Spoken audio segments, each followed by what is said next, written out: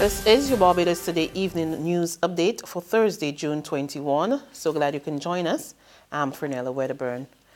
It was an emotional farewell at the St. John Parish Church this morning for family, friends and loved ones of 38-year-old Antonio Mapp. On June 11, police found Mapp's body along with his motorcycle in a bushy area not too far from his home in Sherborne, St. John. Tears flowed freely throughout the funeral service. His uncle, Ian Toppin, says the family is still trying to find answers about Mapp's senseless death, and he described his nephew as a great guy. He is kind of had an imposing physique and appearance, but extremely pleasant guy. I would see my sisters and them get on him about stuff, and he wouldn't say a word. And I'm thinking, big guy, he like that, they hear something about it. But he was just that kind of guy, did not utter a word back. Loved to laugh, extremely contagious personality and social person is what he was. His sister informed me last night that he was neither a borrower or a lender. So I wanted to know what that means. She said, whatever he borrowed from you, that's exactly what he will lend you. So he was a very straight up type of guy. Once again, we don't have answers for what happened. But because of his love for his son and for his lady, Carrie Ann, his son, Darius, we feel absolutely sure that whatever happened was not a deliberate act on his part. In other news, the Barbados Gays, Lesbians and All Sexuals Against Discrimination will be observing Gay Pride Month in July. At a launch at the United Nations House last evening, co-director and co-founder of Big Lad, Rohan Mohammed, told reporters it will be the first time for Barbados and it will be a celebration of diversity. So Pride is really just to celebrate our diversity as queer people and to, say that being LGBT is not something to be ashamed of or to be embarrassed of or not something that needs to be hidden. It's something that should be celebrated, just as people with all sorts of different abilities and different talents and different, everything. People just need to be celebrated for who they are. A major event will be a march through the city on July 15, which will not only include members of the gay community, but other groups including the disabled and women in leggings and others. Mohammed expressed concern that members of the gay community living here are still subjected to discrimination, and she believes if more members of the community are visible, this could help tackle homophobia. Straight people are allowed to walk down the street holding their partner's hand, and they don't even give a second thought to it. Gay people aren't really afforded that luxury in our society. If you see two men walking on the street, they're probably going to be harassed. They're probably going to be a victim of homophobia, and that kind of microaggression towards the community is what contributes to a bigger system of homophobia and discrimination. And it needs to end, and I think it'll end by visibility and representation and by showing people that LGBT people are really just human beings. We just want to, buy bread from the grocery and go home and watch TV, and, we're just human beings at the end of the day. American Airlines is set to introduce non-stop daily flights from the Charlotte Douglas Airport to Barbados starting December 19. The announcement comes just weeks after the carrier unveiled its third daily flight from the Miami International Airport, which will also be launched on December 19. Tourism Minister Kerry Simmons says the move signals confidence in Barbados and constitutes a 70% rise in seat capacity into and out of the island. The pesky Sargassum seaweed now blanketing the island's beaches is not going away anytime soon, and Barbadians will have to find ways to turn the brown weed into profit. Director of Seaweed Plus, Imran Richards, whose company is working with the government to clean up the seaweed, says the country must find alternative ways to use it. What we felt is that based on the research, we've seen that sargassum has various micronutrient properties which can be used to help with fertilizer, producing fertilizer to just increase the potency of your crops and so forth.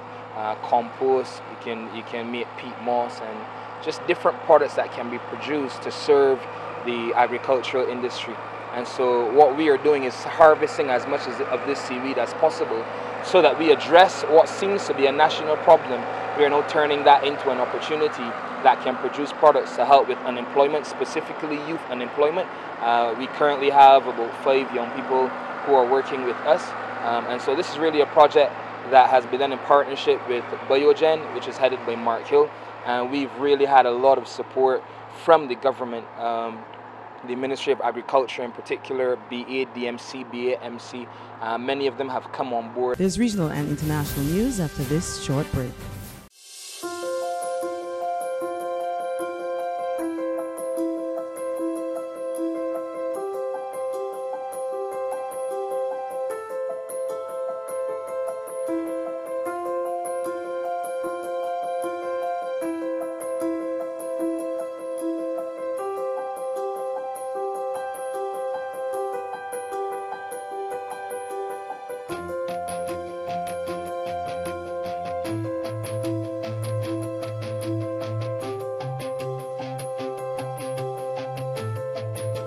Barbados Today, news you can trust. To regional developments, whole strain, better days are coming. That's the message Trinidad and Tobago's Education Minister, Anthony Garcia, sent to the country's teachers who have been pleading for the start of wage negotiations 3 years overdue. He also addressed recent threats by the teachers' union that teachers will be staying off the job come September in protest. The Minister of Education had this to say. I am not the CPO. The chief personnel officer is the one who has the responsibility for negotiating terms and conditions of service for all public servants, and that is totally out of our hands. Mr. Garcia says he was saddened to hear tutors' threat. If at every woman fancy you want to close down schools, even at the beginning of schools, then that tells us the thinking of the union. We must engage in productivity. Our teachers must be there so that our students will be able to benefit from the quality education that we are committed to provide. Tutor complains of working on 2014 salaries amid multiple gas hikes and other increasing costs of living. But the minister is asking for more patience. I sympathize with every worker in Trinidad and Tobago who is having difficulty in making ends meet. In our country today, we have had some challenges with respect to our finances. The Minister of Finance said recently that we are about to turn the corner, and we are waiting to see what will happen. And I'm asking our teachers, and I extending this to the general population, hold some. And further afield in the United States, the fate of hundreds of undocumented children taken from their parents remains unclear a day after U.S. President Donald Trump moved to roll back his policy. Today, Trump ordered federal agencies to begin reuniting children and parents separated at the U.S.-Mexico border, even as his wife Melania visited a border detention facility in Texas where children are being held. We get more in this report from Reuters Television. As the president reversed course on his widely condemned policy of separating children from their families at the border, the question now is what will happen to the thousands who have already been separated from their parents. I'm directing HHS. Trump announced Thursday he was ordering agencies to reunite separated families, but administration officials were unable to clarify how quickly family separations would end or how families would be reunited.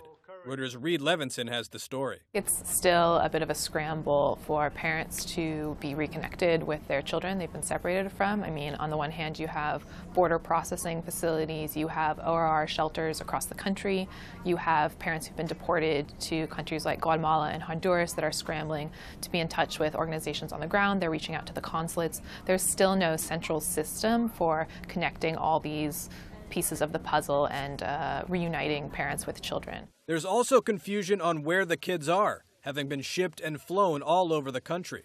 On Wednesday, New York Mayor Bill de Blasio was incredulous to find hundreds were right at his doorstep. Who are these children? How many are they? Where are they? He and a bipartisan group of mayors visited the border Thursday to urge a way out of the crisis. Nothing we are doing today makes our country any safer, and instead it degrades the moral conscience of our country. Meanwhile, Melania Trump visited a Border Patrol facility near the Texas border with Mexico on a damage control mission. I'm here to learn about your facility, and I also like to ask you how I can help. And that's news, but for the very latest, visit our website at www.barbadostoday.bb.